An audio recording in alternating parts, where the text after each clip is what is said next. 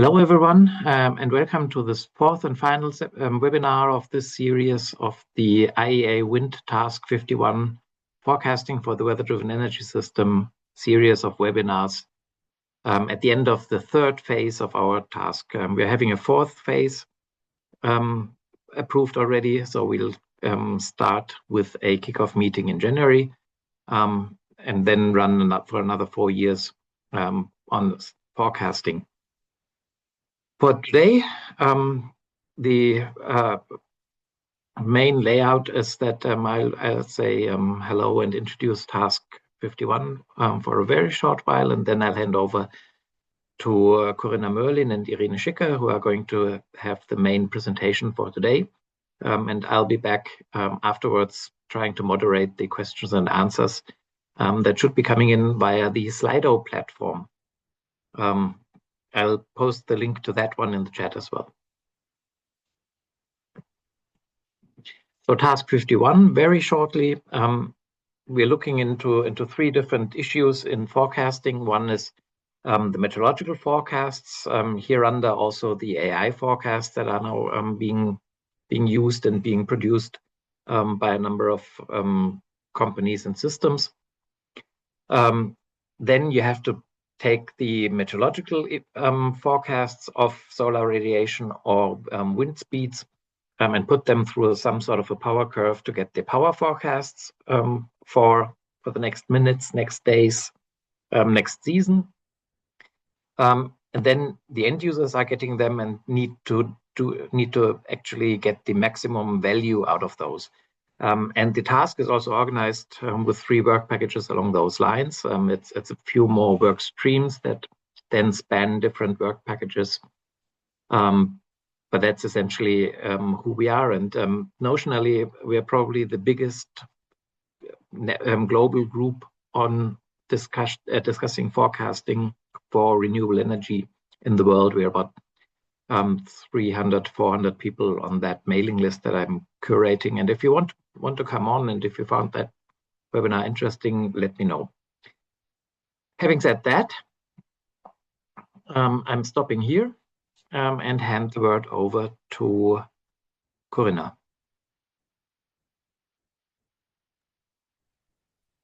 Thanks, Gregor.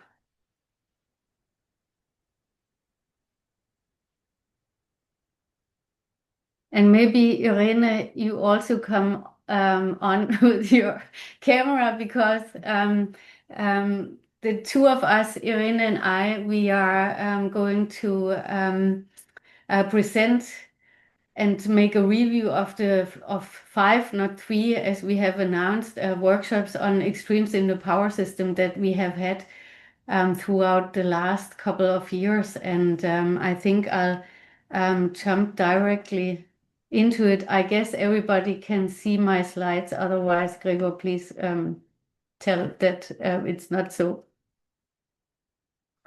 Okay, so to start with, knowledge is not power.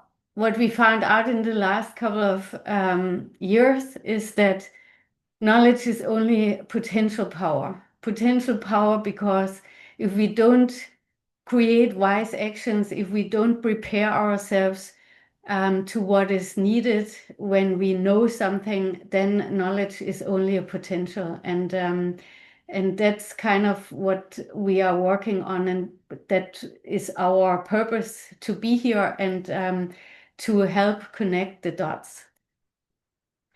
And if we look upon the renewable shares and where we are right now in our climate system, then we all know and have to acknowledge that we are in a climate change area. We see global warming, and we also see an enormous increase of the shares of variable or renewable energies, and it's just going to be more. Our entire system, energy system, is going to build on renewables, and that's good and also difficult. And I think that one of the things that we often underestimate is the impact of these changing structures that we have. The changing climate is already kind of visible, but we are not really so much aware of the impact that renewable energies and the climate change have, because we don't have any experience with that.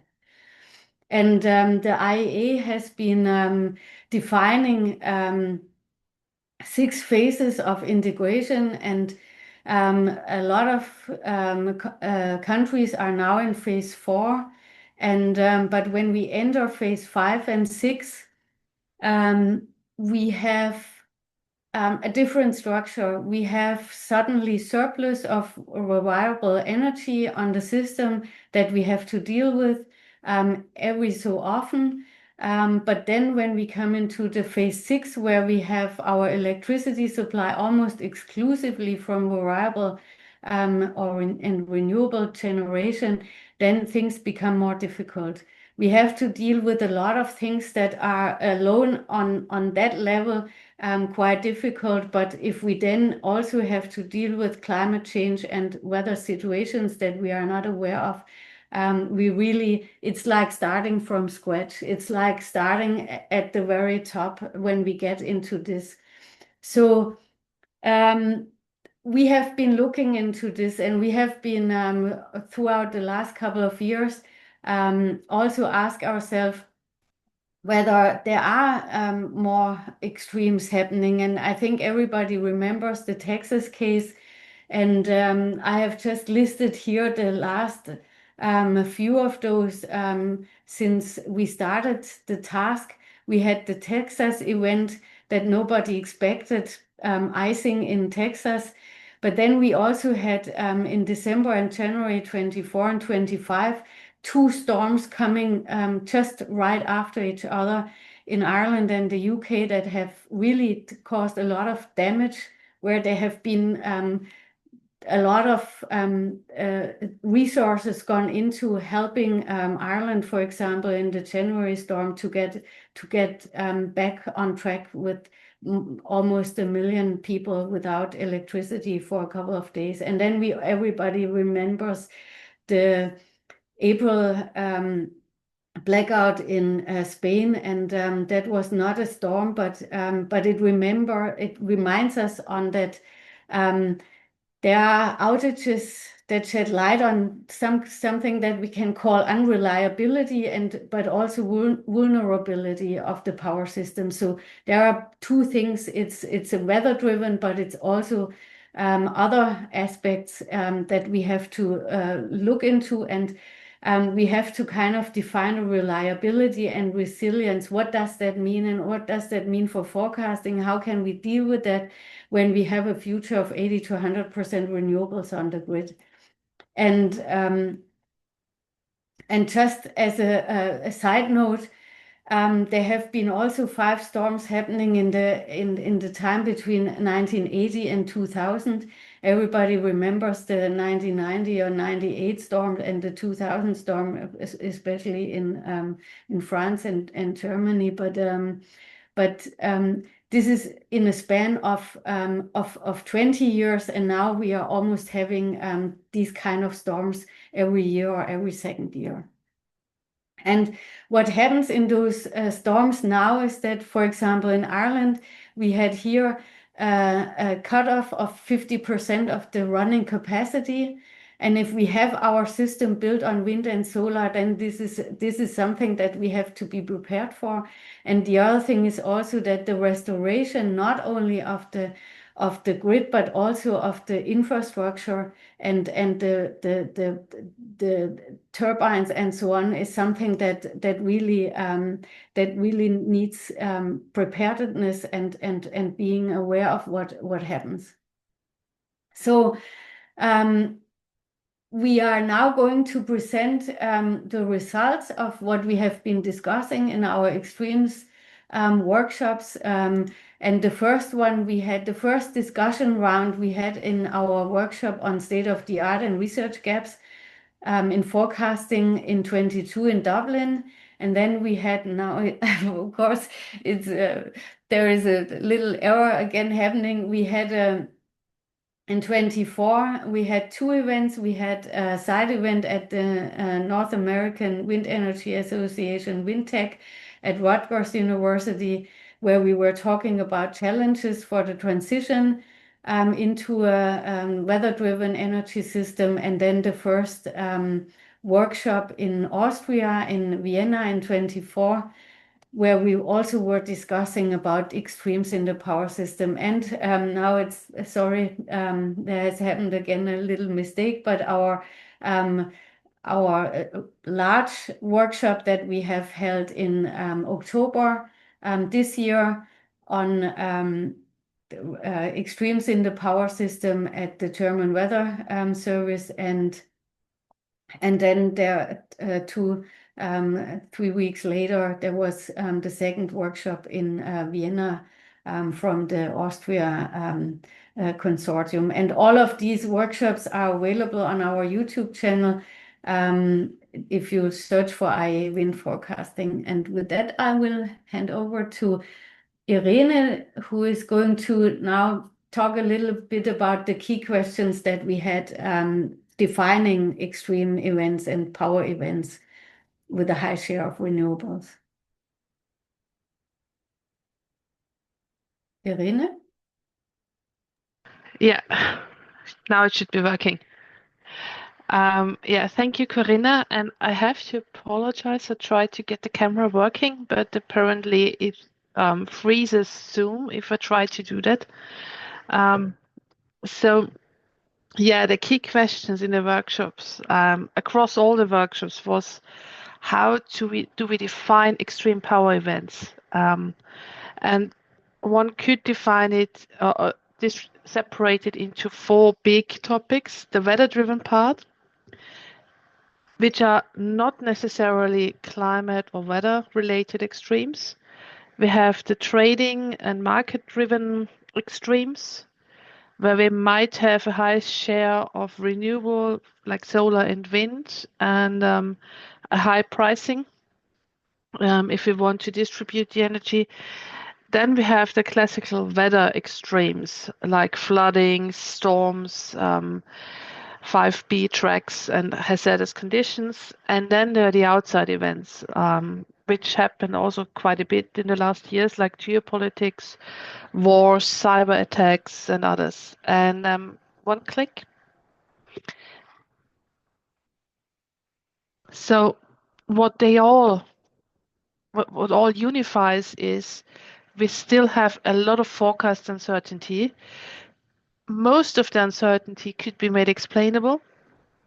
Some outside events not, but we also have forecast error. So we have the uncertainty and we have the forecast error that also often are happening at the same time.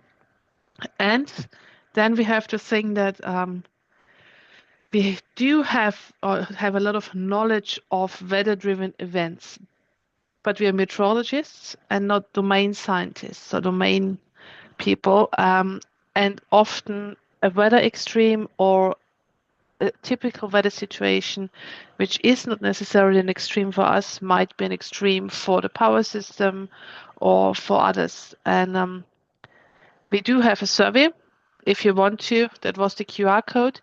But what we also did, so if you want to have this nice survey where you can play around and plug and play, add your own extremes, and yeah, just give us a feedback what you think is an extreme and where you would add it into explainability and forecast range. But as we all know, there are a lot of weather-related extremes and a lot of, let's call them adverse weather or high impact weather types, like extreme wind speeds or wind load and gusts.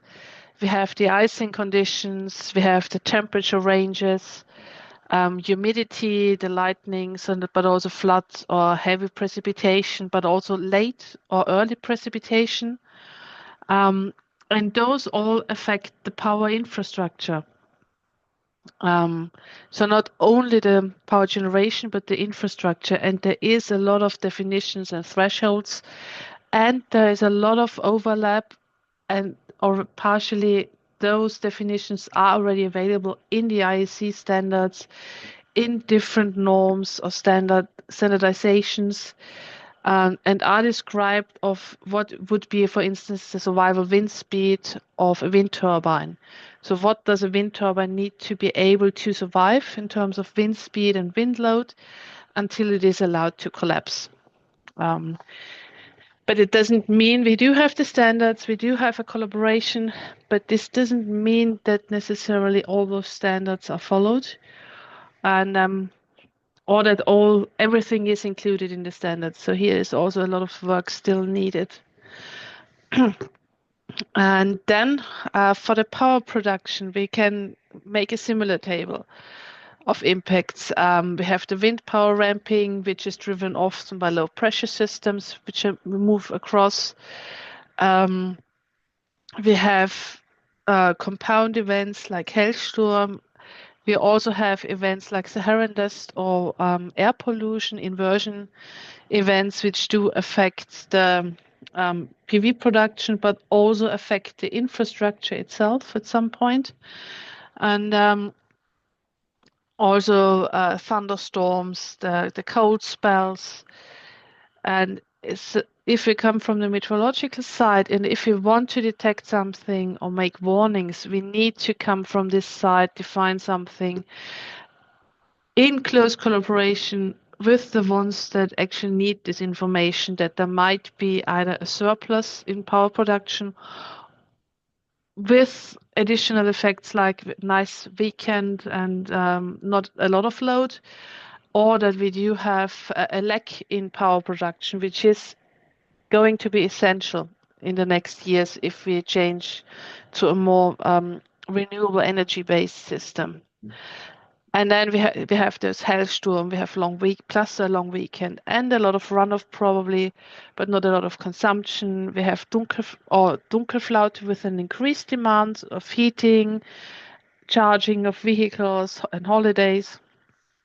Or cyber attacks can also happen with icy conditions. So there are a lot of additional compound events and also consecutive events where you have, for instance, a lot of runoff, so a lot of hydropower or even heavy precipitation and small floodings, bit of a break, and then another event happening on soil that is already saturated. So there are a lot of things that need to be taken into account from the meteorological side, from the definitions. And if we go to the next slide, then we move to the timescales. Not every extreme event has the same impact on production, infrastructure, and so on. And if we go from the minute and the nowcasting forecast range, medium range to the long range of years and decades, we see that storm impacts, that's the last line in this matrix plot, is something that is important across all timescales. Heat is important on both the nowcasting but also medium range and long range. So we have a lot of impacts that are either important over all timescales in forecasting or medium to longer range scales or only short range. And all of them have different quality in forecast, different probabilities of forecast quality. And if we go to the next slide, I try to compile a short list of how the predictability of some of those events is across the timescales. And we see that things like heat waves, Dunkelflaute, wind droughts, or hydropower extremes are not really something that you would look into in the nowcasting time range, but more on the longer time scales. And so for all these impacts, we have different time scales, predictabilities where they are happening, and this nice plot, squeezed plot in the bottom. If you go to the latest IEA report, IEA 2024, the full report, and scroll to the pages where you have the energy cases described and what is important for the energy system, you would see a nice plot where you have all the different types of events on top of the plot and how they interact with the power system and along the whole power system chain. And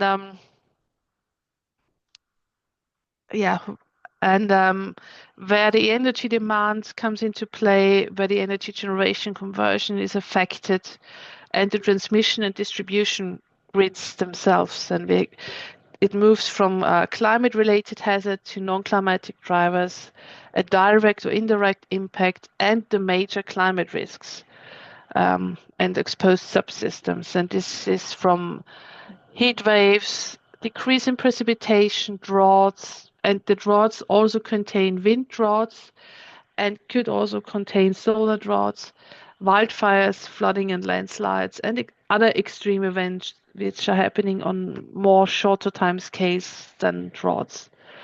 So we have all these events, and all these events are, at least from the can be distributed into the meteorological and climatological perspective, where we have the effects of the intensity and magnitude. So how strong is the meteorological driver or the power system impact? The duration of events, the frequency, especially if we go more into the climate perspective, and the seasonality of events. And the non-climatic aspects are the regionality. So is it a local event which has only local impacts? Is it a local event with national impacts? Or is it a local event with cross-border impacts? Or is it general national cross-border effect that is happening? And we do have all those compound events, which are not only compound meteorological events, but also compound hazards where we have like a high demand because it's hot, or a high demand because it's really cold and everyone is staying at home. And we have the consequent driven extremes where we have small events in meteorology that have a huge impact to the system, especially if we look into how May, June was in terms of market prices, where we had kilowatt hour prices of 15,000 euros because of a lot of overproduction, solar energy and other things.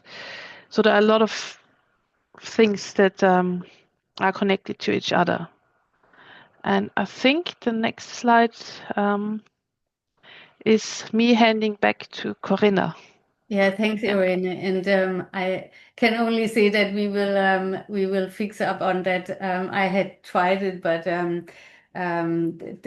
we will provide the presentation later on. But let's have a look at what our participants in the workshops have been telling us and what we have learned from all the discussions and how to deal with these things. So we started in 21 where we had a poll on what is important for the next phase, and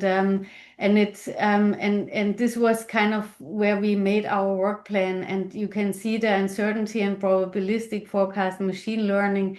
At that time we were not talking so much about AI, but it's essentially the same thing.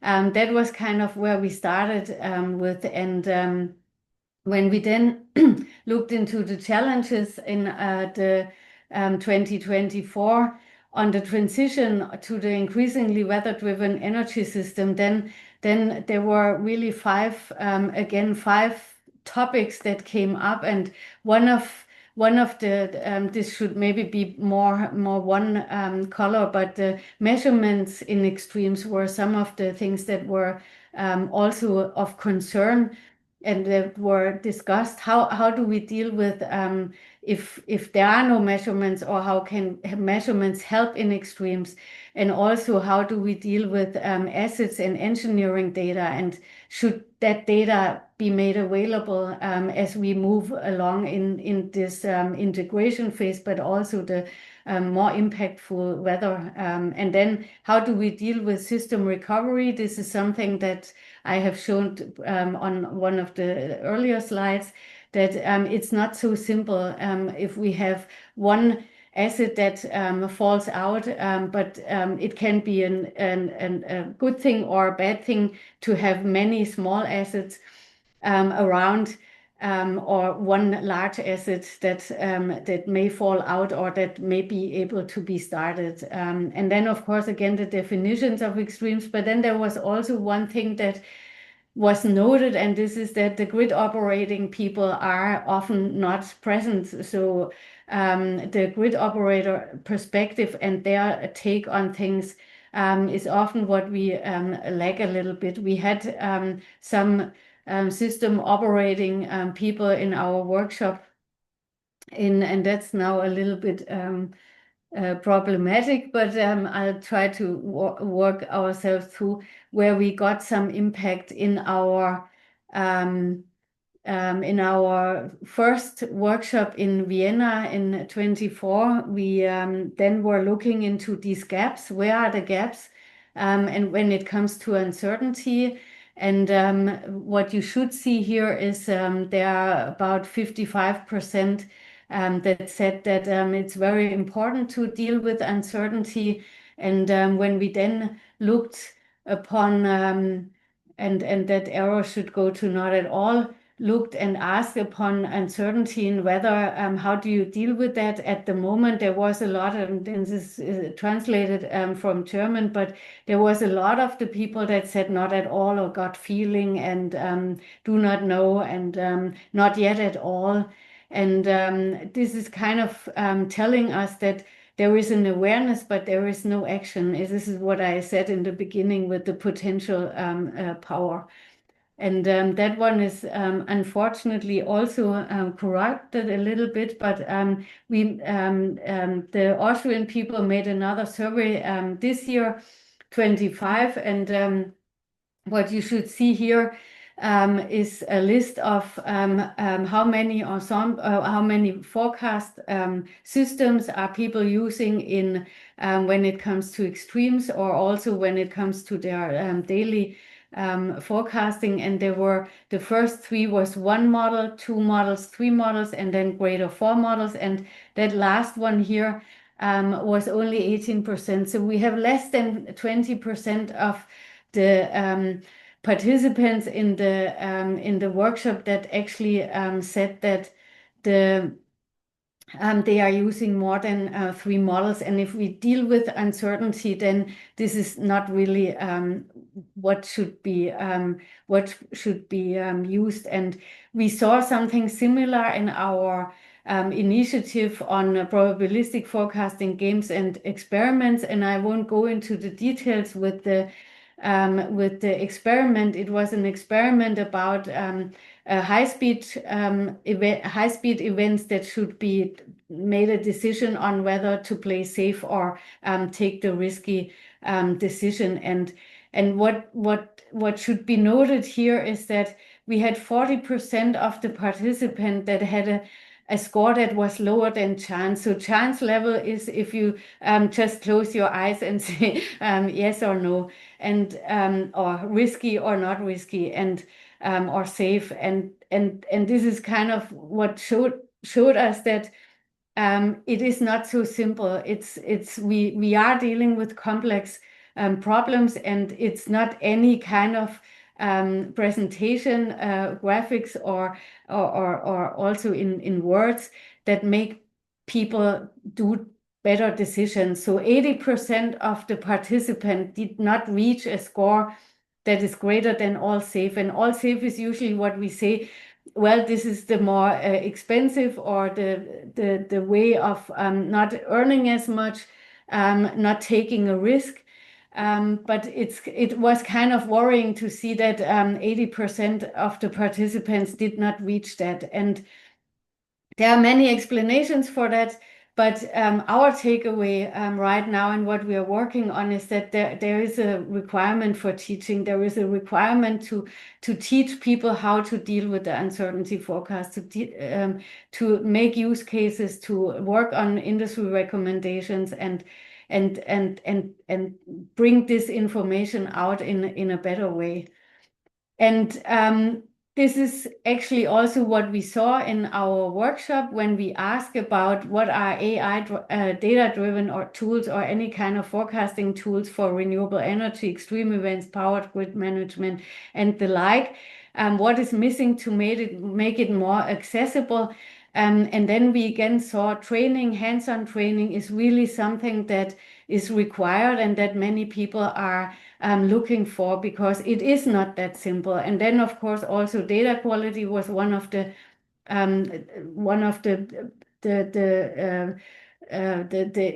topics that were very much important. And then we also asked what is the most important application for you, and where you think AI or tools that can deal with data-driven things could help. Then short-term forecasting, of course, is something that has been named, and this is where we need the data and where we can use a lot of the data-driven features and algorithms that are out there now. And then, of course, in the extreme weather forecasting, it's at least from a warning perspective, any kind of data information is something that is helping. And when we then looked into what comes to mind when you think about forecast uncertainty in energy markets, then we come back to the risk. That is, of course, the most concern. But what I found interesting is that there were quite a lot of people also that clicked on the needs to be tackled after somebody wrote it. And so there is an awareness that we have to deal with the uncertainty, and we have to deal with new ways of looking into risks and how to deal with that. One of the let's call it mitigation or helping tools are weather regimes, and there had been also a talk by Christian Grams from Météo Suisse on weather regimes and how they can be used and how they can provide kind of early warnings. And it was kind of interesting that 20% or 22% didn't know anything about regimes. And that's something that we can say we have not been good enough, whether this is the meteorology or whether this is the energy meteorology, the forecasters, but it's at least quite a number of people that didn't know anything about it. Most of them then, those that knew about it were using it 5 days ahead. But thinking about weather regimes, just observing a weather regime, how it develops, is something that really can provide very good guidance on what is happening for any kind of application. And that's what we also see, that probably those that are using it, they are monitoring and understanding it in a power output perspective. So this is kind of good and bad. There is room for improvement, but it's one of these things that are easily accessible. When we then looked on the AI data-driven tools for the renewable energy system, extreme events, power grid management, and the like, what do people think is the potential? We can see that about 2/3 of the people consider this as relevant and important.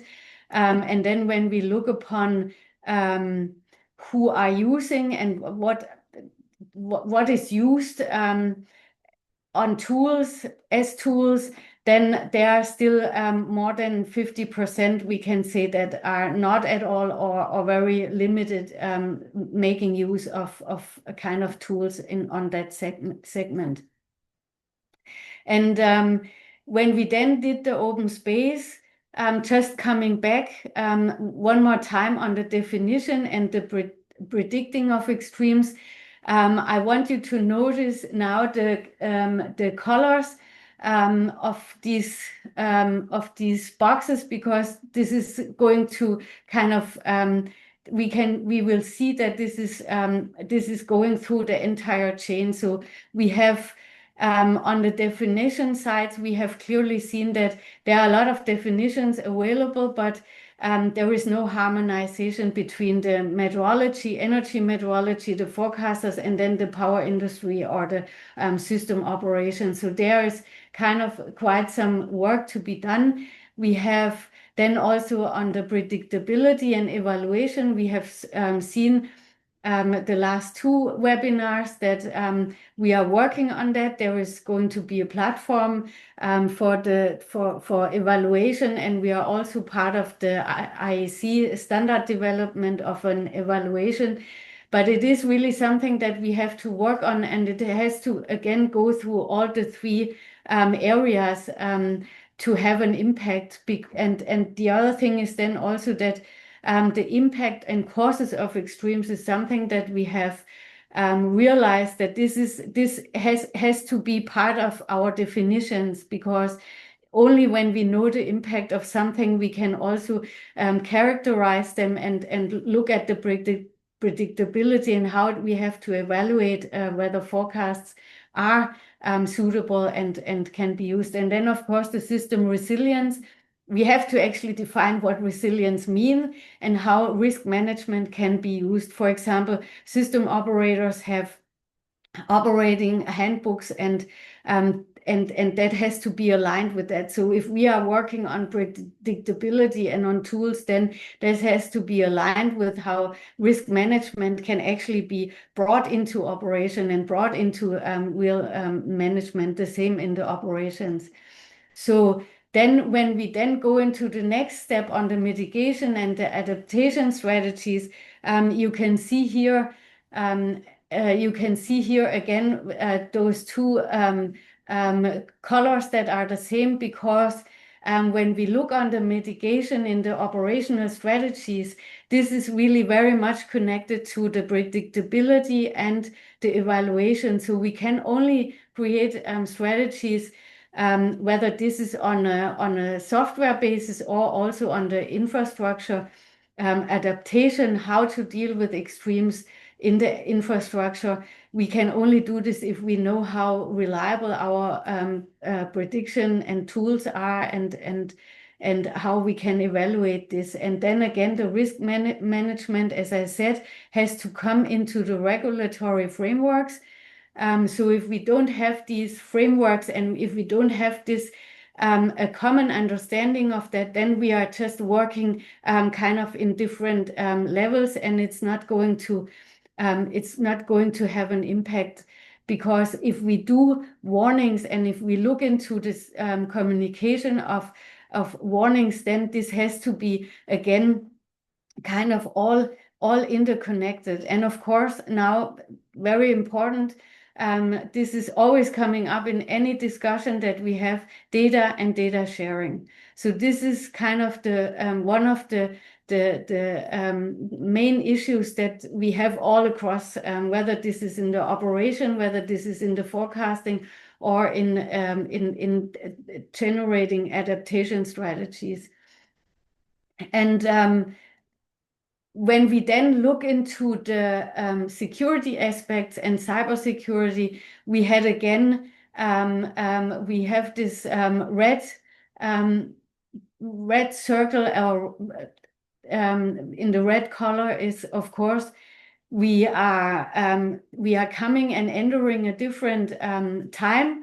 I remember 20 years ago or 25 years ago, when a forecaster was working with the system operators, this was kind of point-to-point connections. There was just no other way to provide any kind of information to the system operators.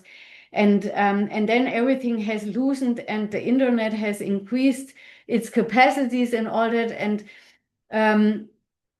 And we are now back to in the security mode of cybersecurity attacks and cyber attacks and all that, and where we have to collaborate. We still have to go back to what is kind of a security level with data that can be shared and data that is available also if the internet is not available. And then one of the big issues, of course, are how much automation can be is necessary and how much human expertise, and how do we lose expertise if we automate, and the more we automate. But the core of everything is actually the data sharing. And with that, I will then hand over to Irene again, because she has in 2 weeks ago in the Austrian workshop, they have also been talking about the data and data quality needs and sharing. Yes. We had a lot of discussions on forecast quality and how we can improve the forecast quality, not only from the meteorological side, but one of the key points is if you want to have a good quality forecast, including some uncertainty information and a higher accuracy than we had been and up to now, then we need also high quality data sources, and not only super high quality data sources, but also data sources that can be quality controlled, can be checked, which might not have a super high quality like the NetAtmo private weather stations or SCADA data, where we know that they have some flaws, but there are a lot of useful information on the current state of the atmosphere, and they really help to improve a weather forecast, which has a lot of chain effects along the whole forecasting chain from weather to power impact or infrastructure. So one of the key conclusions was share the data in a safe way, and try to maintain high quality data sharing and access policies to really help also to make the decisions better if we have some weather extremes or other extremes. And if we go to the next slide, one of the other key bullet points was about our top challenges. Is we have the weather extremes and we have the energy system, and we still have high forecast uncertainty depending on which forecast range you look into. We need a high temporal resolution, we need a high spatial resolution, and we have again the data integration automation, which really is a challenge to get all the data streams working, arriving at a time where we can use it in forecasts. And we need also the computational power to actually provide high spatial, high temporal resolution, and a lot of good quality forecast members to cover the uncertainty forecast. So here we still need to try to get all the data integration automation better with the respective stakeholders and impact sectors. Yeah, and if we go to the next slide, so a summary of our learnings from the workshop and feedback from the users was we need to work in the forecast and the timescales of the forecast. We need to engage more in measurement and data sharing in extremes, but not only in extremes, but also to verify the forecast models. Especially if you're in regions which have a bit more complex terrain, where you not necessarily have all the time observations, or in every valley an observation. We need to also work on how we actually distribute the uncertainty information. We need to tackle the concerns about the extremes, and we have still this AI opportunity. We have quite high risks, but we also have the opportunity that you can run, let's say, a weather forecast in-house on 1 or 2 H20 GPUs within a couple of minutes for the whole globe with a high spatial and temporal resolution. But you have to make it transparent what you are doing there. Yeah, so that was in short the take from the Austrian workshop. our main conclusions. And yeah, Corinna, do you want to No, take over? I'll take the last one. Okay. You can take that one if you want. Yeah. Okay. So yeah, we had the consensus across all the workshops from 22 to 25. We need to find at least a baseline for definitions, how we define events, typology, the thresholds, and we need to have more cross-sector engagement. We also have the issue that extremes are often compound. It's not one single hazard. It's often compound or consecutive or both, where we have a lot of sensitivities along the whole life cycle chain. The predictability still limits is still limited for high impact regimes like blocking patterns, fog and low stratus clouds, thunderstorms, especially where do thunderstorms pop up, where do they move to, and when do they, how do they evolve, and dust events. And ensemble divergence is a warning signal in forecasts that should be taken into account always. And AI opens the opportunities, but we also have the system risks that comes with AI, and we need also a more structured mitigation framework for operational, regulatory, and infrastructural mitigation. The whole warning chain needs to be tackled, and also system resilience needs to be adapted and mitigated for climate change aspects. Yeah. Okay, so then I'll take the last slide as a summary. So we should have about 10 minutes for questions and answers. The summary really, and what we take with us from as a task list from phase 2 into phase 3 is that extreme event taxonomy handbook or standards is something that we have to work on. We have some initiatives are already being taken, and they will be followed up further. And because we can see that this is the only way how we also can connect and collaborate. We can see that we have, so to speak, 4 bodies that we have to bring on one table. The Meteorological Society, we can learn a lot from them, and the power sector, we have to have more interconnection with the system operators and those that make the rules and the regulations for the system operation, but also the renewable energy sector, so the traders, but also the developers and operators of the assets, and the standardization authorities like the IEC, IEEE, and also IEA, in a way that we work on handbooks and stuff.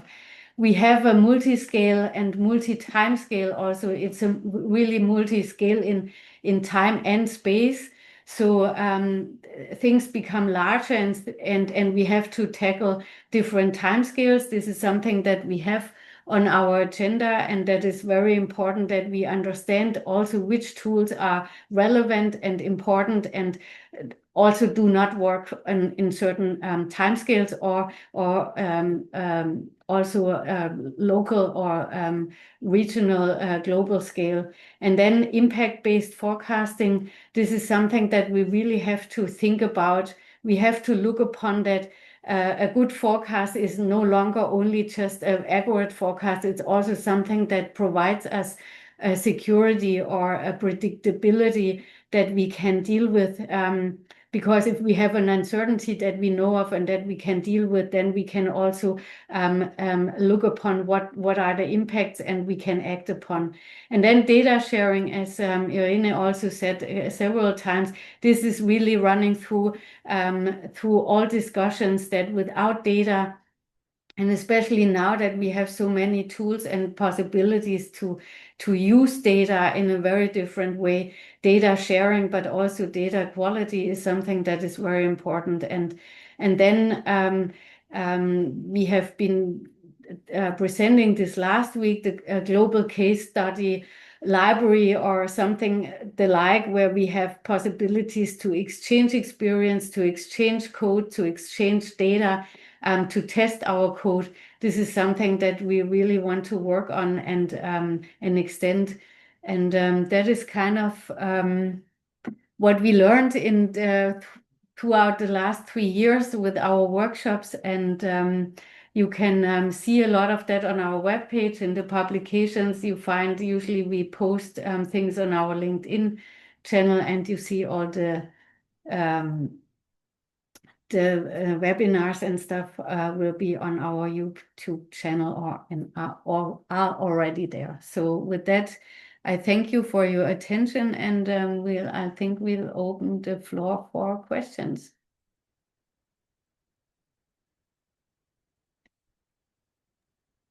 Yeah, thank you, Corinna and Irene. I've had a look at the Slido questions, but I see only one.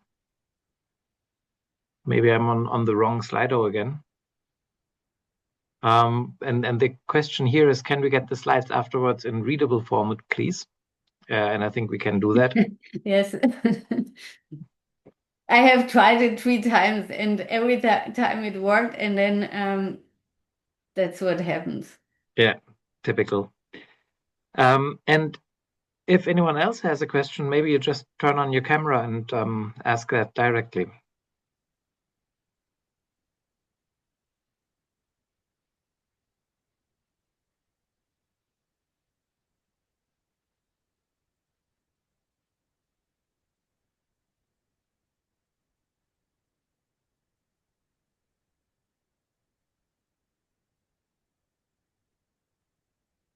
No questions?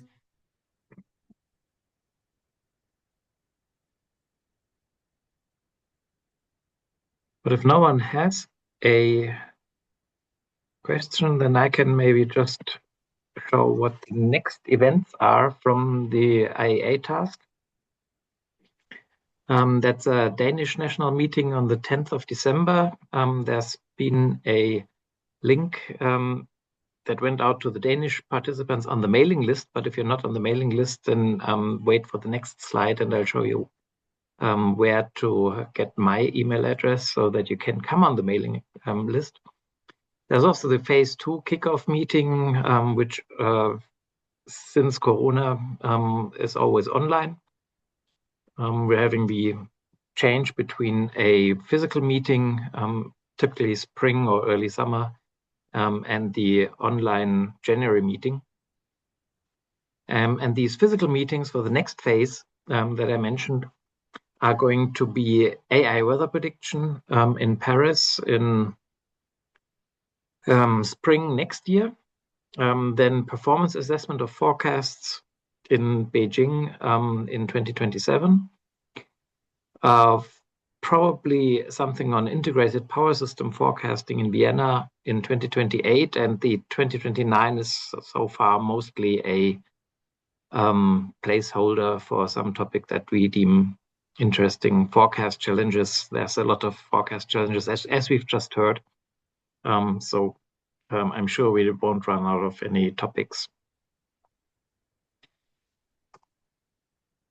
And with that, the 3 leaders of the task are me as the operating agent, and my email address is here. Corinna as one of the task managers, and Caroline Draxel from IPRI in the US. And if you send any one of us a mail, then we'll put you on the mailing list and you'll get invitations to this kind of webinar or any other thing later on. And since I don't see any more questions that have come up, maybe we just stop it here. Thanks again to Corinna and Irene. That overview was a tour de force through the extreme events. But it also tries to get together all the different information that we've worked quite a number of years on over the time, and that just needs the time to present everything and to distill it to this form. And with that, have a nice day, and we'll see you next time. Thank you very much. Bye-bye.